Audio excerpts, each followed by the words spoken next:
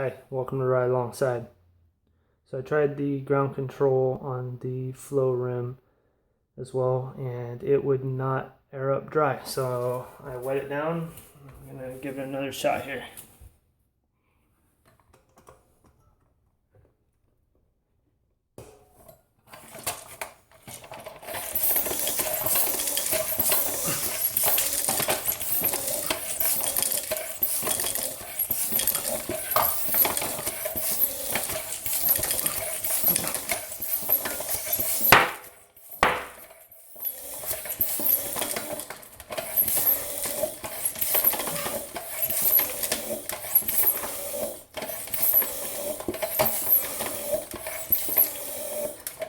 Alright, so we're up to 24 psi, and hopefully you heard those pops.